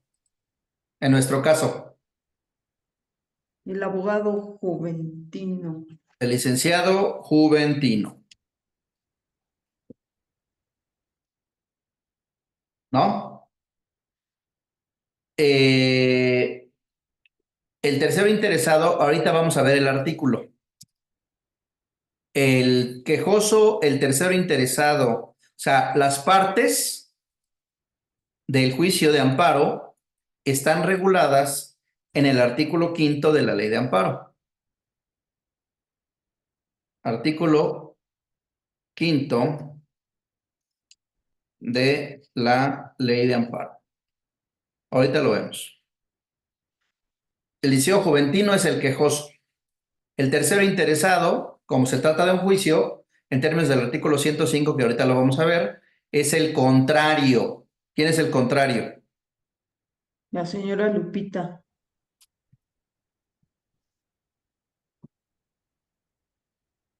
El MP federal, que está adscrito al tribunal. ¿Y quién es la autoridad responsable? La sala civil. La sala civil.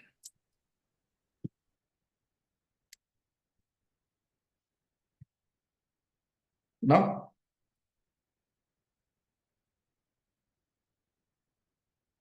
Ok. Entonces, primero tenemos que analizar los sujetos de la relación. Entonces, para analizar los sujetos, pues tenemos que tener en cuenta, pues, el artículo 5º de la ley de amparo. Esos los vamos a plasmar en la demanda. A ver.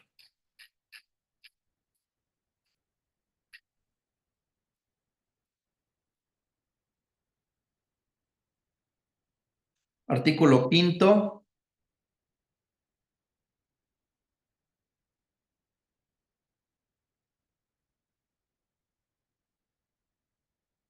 A ver, ¿quién lee el artículo 5º de la ley de amparo?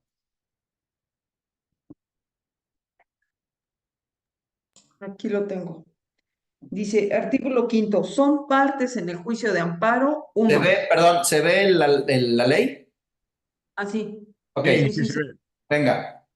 Dice, fracción 1, el quejoso teniendo tal carácter quien aduce ser titular de un derecho subjetivo o de un interés legítimo individual o colectivo, siempre que alegue que la norma, acto u omisión reclamados violan los derechos previstos en el artículo 1 de la presente ley y con ello se produzca una afectación real y actual a su esfera jurídica, ya sea de manera directa o en virtud de su especial situación frente al orden jurídico. El interés simple en ningún caso podrá invocarse como interés legítimo. La autoridad pública no podrá invocar interés legítimo. El juicio de amparo podrá promoverse conjuntamente por dos o más quejosos cuando resientan una afectación común en sus derechos o intereses, aun en el supuesto de que dicha afectación derive de actos distintos, si estos les causan un perjuicio análogo y provienen de las mismas autoridades.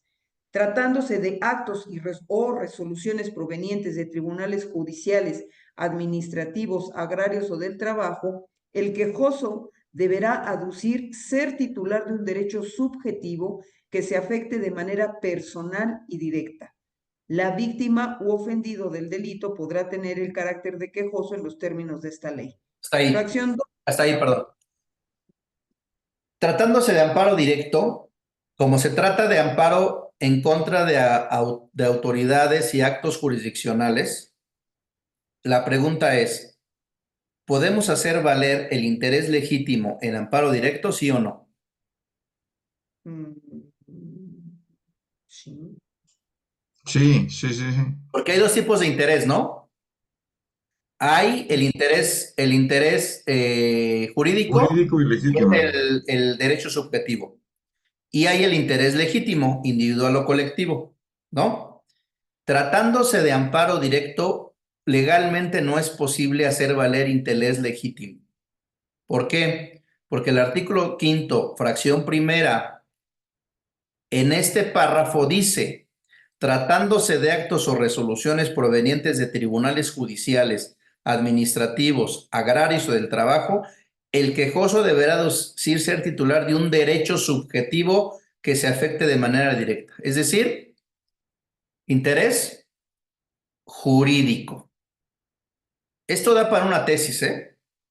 O sea, da para una tesis para analizar si es posible que hacer valer interés legítimo.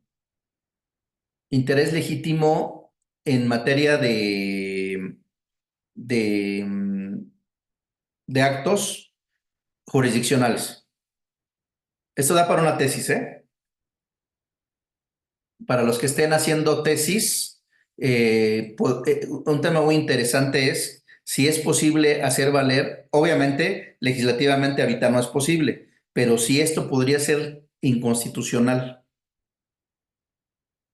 que se pudiera hacer también valer interés legítimo en tratándose de actos jurisdiccionales. Bueno, entonces este es el quejoso, ¿no? El quejoso, el que aduce ser titular de un derecho subjetivo que le ha sido violado y que le han sido violados los derechos humanos previstos en el artículo 1 de la ley de amparo. ¿Cuáles son esos? Los derechos humanos previstos en la Constitución y los derechos humanos previstos en los tratados internacionales en los que México sea parte. El segundo sujeto procesal, ¿cuál es? Fracción 2. La autoridad responsable, teniendo tal carácter con independencia de su naturaleza formal, la que dicta, ordena, ejecuta o trata de ejecutar el acto que crea, modifica o extingue situaciones jurídicas en forma unilateral y obligatoria, u omita el acto que de realizarse crearía, modificaría o extinguiría dichas situaciones jurídicas.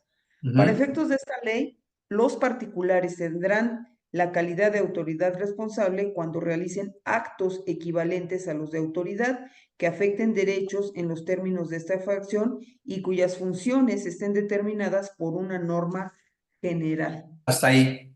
Entonces hay dos tipos de autoridad responsable. La autoridad responsable estricto sentido y la autoridad responsable equiparada. ¿Sí? Los particulares que tienen la calidad de autoridad responsable, cuando realicen actos equivalentes a los de autoridad. ¿Qué son actos equivalentes? Los actos equivalentes son estos, los que son unilaterales, obligatorio y que crean, modifican o extinguen derechos y situaciones jurídicas en una relación de suprasubordinación, ¿no?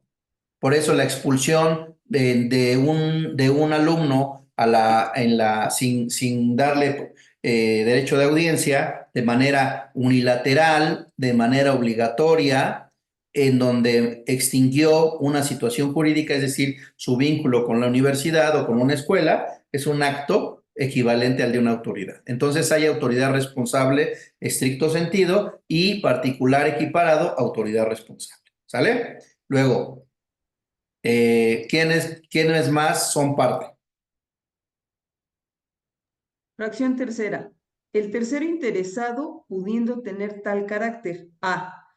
La persona que haya gestionado el acto reclamado o tenga interés jurídico en que subsista. En nuestro B. caso es la B. B. La contraparte del quejoso cuando el acto reclamado emane de un juicio o controversia de orden judicial, administrativo, agrario del trabajo, o tratándose de persona extraña al procedimiento, la que tenga interés contrario al del quejoso. Hasta C. ahí, hasta ahí. 4. Fracción 4. 4. El Ministerio Público Federal en todos los juicios donde podrá interponer los recursos que señala esta ley y los existentes en amparos penales cuando se reclamen resoluciones de tribunales locales, independientemente de las obligaciones que la misma ley le precisa para procurar la pronta y expedita administración de justicia. Sin embargo, en amparos indirectos en materia civil y mercantil y con exclusión de la materia familiar, donde solo se afecten intereses particulares, el Ministerio Público Federal podrá interponer los recursos que esta ley señala solo cuando los quejosos hubieran impugnado la constitucionalidad de normas generales y este aspecto se absorbe en la sentencia. Ok. Entonces, regresamos a nuestro cuadrito.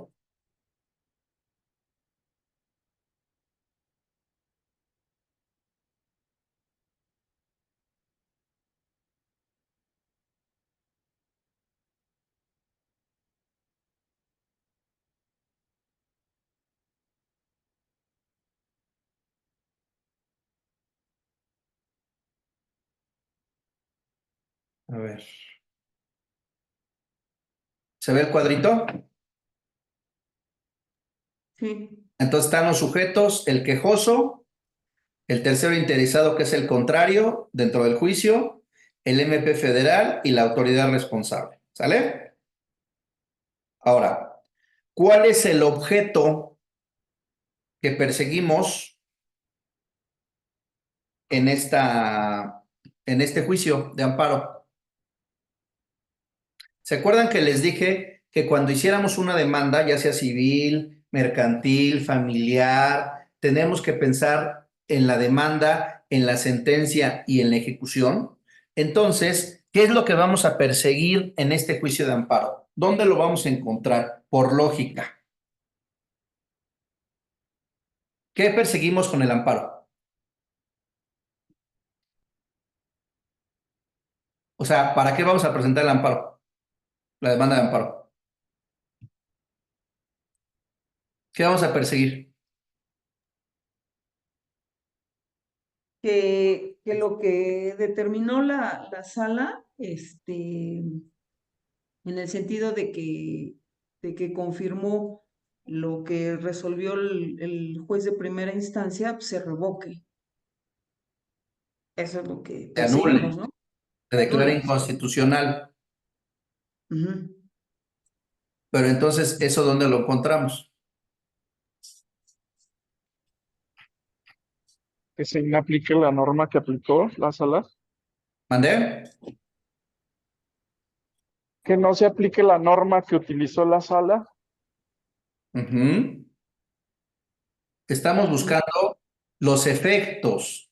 O sea, lo que buscamos, el objeto de este juicio es que el juez de distrito, en su caso el colegiado, dicten una sentencia y que esa sentencia tenga ciertos efectos, ¿no? Entonces, nos tendremos que ir al artículo 77 de la Ley de Amparo. Mire.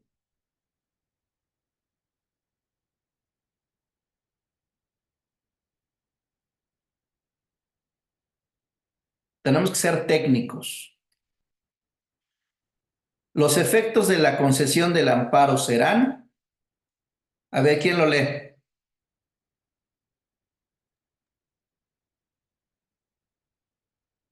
Artículo 77. Los efectos de la concesión del amparo serán: fracción primera, cuando el acto reclamado sea de carácter positivo, se restituirá al quejoso en el pleno goce del derecho violado, restableciendo las cosas al estado que guardaban antes de la violación. Y, fracción segunda, cuando el acto reclamado sea de carácter negativo o implique una omisión, obligar a la autoridad responsable a respetar el derecho de que se trate y a cumplir lo que el mismo exige.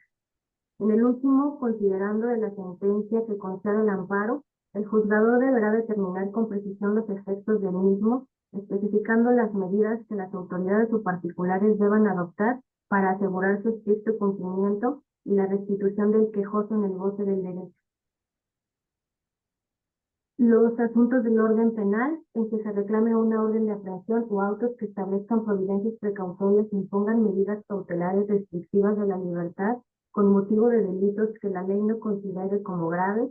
Ese ya no. Ese ya no. El artículo 78. Cuando el acto reclamado sea una norma general, la sentencia deberá determinar si es constitucional o si debe considerarse inconstitucional. Si se declara la inconstitucionalidad de la norma general impugnada, los efectos se extenderán a todas aquellas normas y actos cuya validez dependa de la propia norma invalidada. Dichos efectos se traducirán en la inaplicación únicamente respecto del quejoso. El órgano jurisdiccional de amparo podrá especificar qué medidas adicionales a la inaplicación deberán adoptarse para restablecer al quejoso en el pleno goce del derecho violado. Este artículo se refiere al amparo indirecto contra normas generales, pero tienen que conocerlo. Este artículo no se refiere al amparo directo en materia de normas generales, porque en amparo directo la norma no es acto reclamado. Entonces, eso tienen que tenerlo muy bien determinado. Esto es para amparo indirecto, no para amparo directo, pero lo tienen que conocer. Ahora, la sentencia que regula, que confirmó la sentencia de primera instancia que absolvió la demandada y declaró fundada la excepción de prescripción, ¿qué es? ¿Es un acto de carácter positivo? ¿Es un acto de carácter negativo? ¿O es una omisión?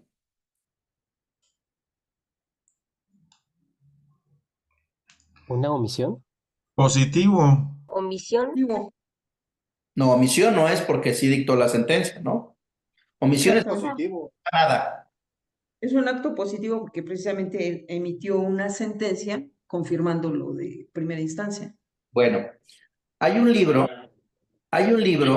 que les voy a mandar en donde se establece una clasificación de los diferentes tipos de actos reclamados. Dependiendo del tipo de acto reclamado va a ser el efecto. Si es de carácter positivo, hay que restituir y restablecer las cosas. Si es de carácter negativo, no hay que restituir, sino porque no hay que restituir nada. Más bien hay que obligar a la responsable a respetar el derecho y a cumplirlo, ¿no?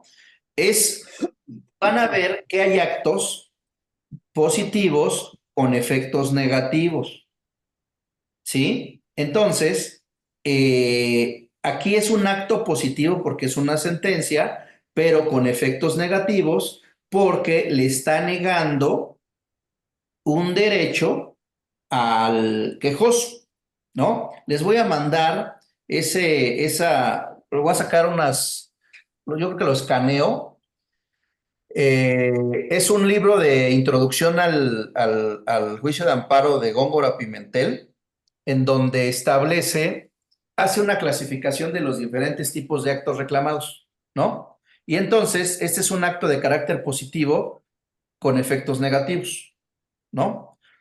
Entonces, el efecto será restituir al quejoso en el pleno goce del derecho violado, restableciendo las cosas al estado que guardaban antes de la violación. ¿Qué quiere decir? Que si se declara la inconstitucionalidad del artículo de la prescripción, de que establece 2 años, ¿qué va a pasar? Van a restituir al quejoso en el goce del derecho violado y le van a restablecer las cosas al estado que guardaban antes de la violación. Es decir, tendrían que declarar la inconstitucionalidad y al declarar la inconstitucionalidad tendrán que inaplicar ese artículo y al inaplicar ese artículo nos tendríamos que ir a la norma que establece que prescribe en todos los casos no señalados específicamente, prescriben 10 años, ¿no? Y entonces, por lo tanto, la excepción de prescripción sería infundada, ¿no? Y tendrían que condenar a la demandada. ¿Sí queda claro? No, o lo vuelvo a explicar. Por favor, ¿lo puede volver a explicar? A ver. Miren.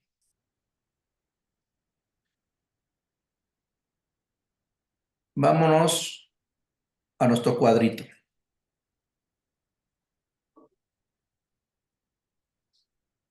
Hay una frase que dice que quien sude más en el entrenamiento va a sangrar menos en la batalla.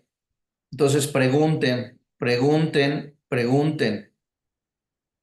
Daniel, Eu, perdón, nada más para saber si voy bien. Con lo que se busca con el amparo es declarar la inconstitucionalidad del artículo 1161 sí. que dicta la prescripción de 2 años. Ujú. Y esto lo vamos a fundamentar Aquí con la... vamos a dar la inconstitucionalidad del artículo 1161, fracción primera del Código Civil, aplicable a la Ciudad de México, con motivo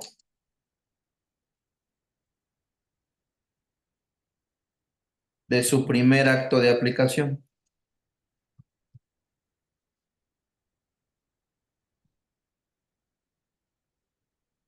¿En dónde fue su primer acto de aplicación? Para efectos del amparo. En la sentencia, ¿no? Sentencia de la sala. Para efectos del amparo. Para efectos reales, el primer acto de aplicación fue en la primera sentencia del juzgado, pero eso no es objeto del amparo. El amparo, el acto reclamado es la sentencia de la sala. Entonces, el primer acto de aplicación es el artículo 1161, fracción primera del Código Civil, con motivo de su primer acto de aplicación en la sentencia de la sala, ¿no? Y entonces, si se declara la inconstitucionalidad, te estamos tratando de lograr la inaplicación. Entonces, si logramos la inaplicación de ese artículo 1161, entonces, al lograr la inaplicación de ese artículo, lo que vamos a lograr es lo siguiente. Miren. Miren. Permítanme un segundo. Esto ahí se respondría hasta el inicio del procedimiento.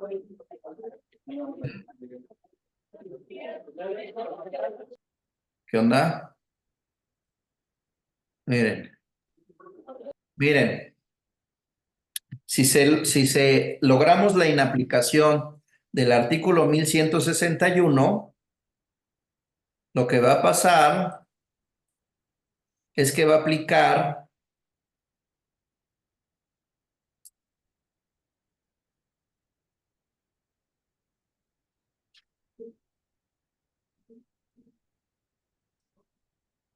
miren, si se inaplica el 1161,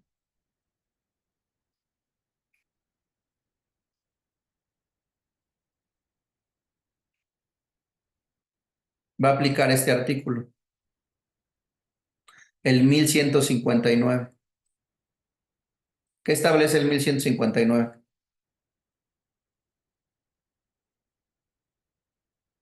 ¿Quién lo lee? Bueno, fuera de los casos de excepción, se necesita el lapso de 10 años contado desde que una obligación pudo exigirse para que se extinga el derecho de pedir su cumplimiento. ¿Ya vieron? Entonces, si se inaplica este artículo por inconstitucional, entonces nos tienen que aplicar en la sentencia, pues nos tienen que aplicar el 1159. Y si nos aplican el 1159, ¿qué va a pasar con la excepción de prescripción? Ya es inoperante, ¿no? Es ilimitada. Ya nos aplica. Si nos aplican ese, nos van a tener que aplicar la regla general. Entonces, ¿qué va a pasar con la excepción? La excepción de prescripción va a ser infundada. Y entonces, si es infundada, van a condenar a la demandada al pago de los honorarios. Ahora,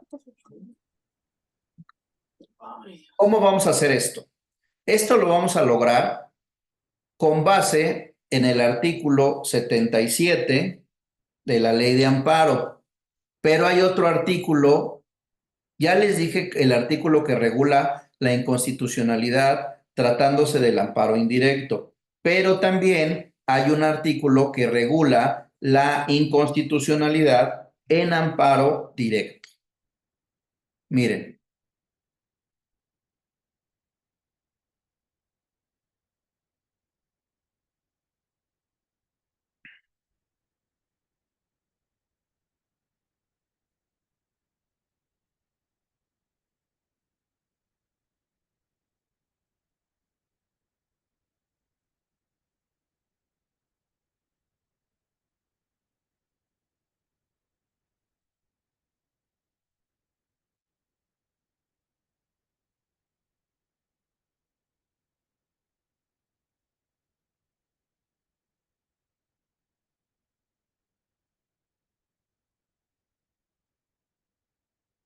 artículo 175. La demanda de amparo directo deberá formularse por escrito en el que se expresarán el acto reclamado. ¿Cuál es el acto reclamado? La inconstitucionalidad del El acto artículo reclamado. 161. El acto reclamado. La sentencia. de la sala. La sentencia de la sala. Ajá. Y fíjense que lo que señala aquí, cuando se impugne en la sentencia definitiva, laudo o resolución que pone al fin al juicio, por estimarse inconstitucional la norma general aplicada, ello será materia únicamente del capítulo de conceptos de violación de la demanda, sin señalar como acto reclamado la norma general. Por eso les dije que en amparo directo no es acto reclamado, debiéndose llevar a cabo la calificación de estos en la parte considerativa de la sentencia. ¿Sí? Entonces, artículo 175, fracción cuarta, segundo párrafo. Ahora, de ahí,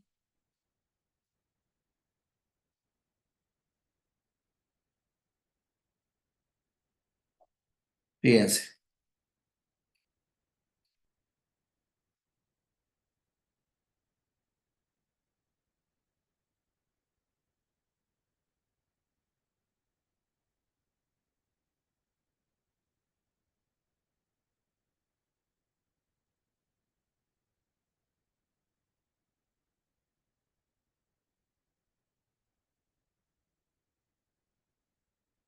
Dice aquí, 189.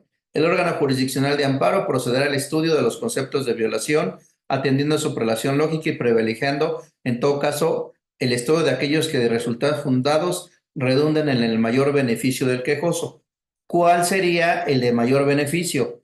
¿La inconstitucionalidad o una cuestión de forma? En constitucionalidad, ¿no? En todas las materias se privilegiará el estudio de los conceptos de fondo por encima de los de procedimiento y forma, a menos que al invertir el orden redunde en mayor beneficio del quejoso. ¿Ya vieron? Entonces, para cerrar, ¿qué pasó, José Morales?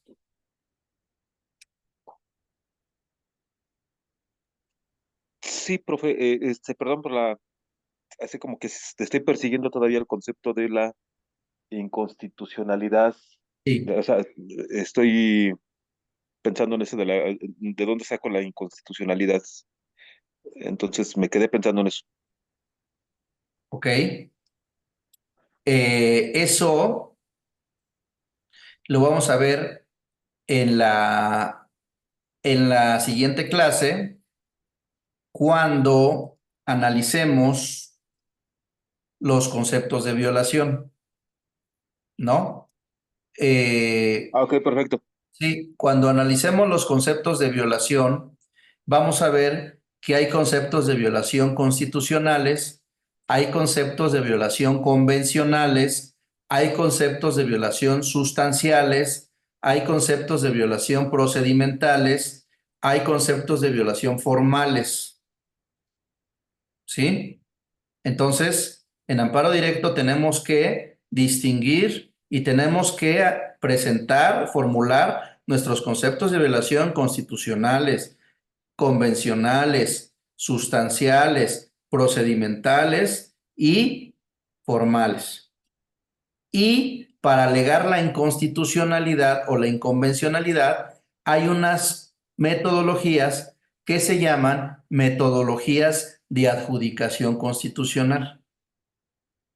Entonces, ustedes, después de este curso, van a saber alegar la inconstitucionalidad de una norma, ya sea en amparo directo o en amparo indirecto, por medio de la elaboración de conceptos de violación, mediante metodologías de adjudicación constitucional. Es decir, las metodologías de adjudicación constitucional son metodologías que les permiten demostrar la inconstitucionalidad de un precepto normativo o de un sistema normativo. Que no se les olvide, o se alega la porción normativa o se alega el sistema normativo. Son dos conceptos diferentes. Les adelanto ya para terminar, dentro de las metodologías de adjudicación constitucional, pues está el test de proporcionalidad, está la interpretación conforme, está el escrutinio estricto, el escrutinio moderado, el escrutinio leve, ¿no? Y hay diferentes metodologías que la Suprema Corte de Justicia ha utilizado para determinar si una norma es violatoria de derechos humanos o no, de fuente constitucional o de fuente convencional. Entonces, no solamente es decir, el artículo dice tal y la Constitución dice tal y compararlos, no, hay una metodología, hay unos pasos que tenemos que seguir para poder demostrar la inconstitucionalidad. Si no lo seguimos, nuestros argumentos, nuestros conceptos de violación pueden ser insuficientes, pueden ser inoperantes o pueden ser infundados en caso de que no haya suplencia de la deficiencia, ¿no? Entonces, mañana vamos a seguir haciendo el cuadrito y ya con ese cuadrito lo vamos a plasmar en la hoja en blanco y van a ver qué fácil es, qué sencillo es. Van a ver qué sencillo es. Terminamos el cuadrito y lo vamos a empezar a plasmar y van a decir, ah, caray, esto es muy sencillo, ¿no? Hay asuntos que se complican mucho, ¿no? Pero si no lo hacen así, se van a tardar horas y horas y horas y horas. ¿Y qué pongo? ¿Y qué le quito? Y ya le puse acá y ahora qué pongo acá, ¿no? ¿Alguna duda? ¿Algún comentario?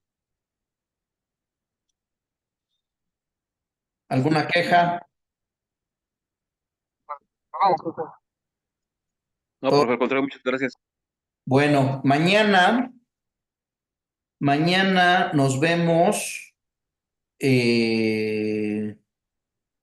igual a las 9 y seguimos con el cuadrito. Se los voy a mandar para que lo vayamos llenando y les voy a mandar unas jurisprudencias que me faltó para precisar cuándo estamos dentro de juicio, ¿no? ¿Se acuerdan que les había dicho que era con la presentación de la demanda? Para que puedan distinguir cuándo estamos fuera de juicio, cuándo estamos dentro, cuándo estamos fuera. ¿Alguna otra cosa? No, maestro, muchas No, gracias. ninguna. ¿No? Muchas Ponía gracias. solo recordarte que lo que nos vas a mandar de introducción al amparo de Góngora Pimentel. Sí, les voy a mandar los actos, los tipos de actos reclamados, la clasificación. Les voy a mandar 2 libros que hablan de metodologías de adjudicación constitucional para que vayan revisando cómo son los procedimientos para las metodologías de adjudicación. Muy poca gente maneja y sabe sobre las metodologías de adjudicación constitucional y son herramientas importantísimas, ¿no? Para el litigio civil constitucional, ¿no? Entonces, ¿alguna otra cosa? No, maestro. Maestro, nada más una duda respecto a lo que subiste al chat.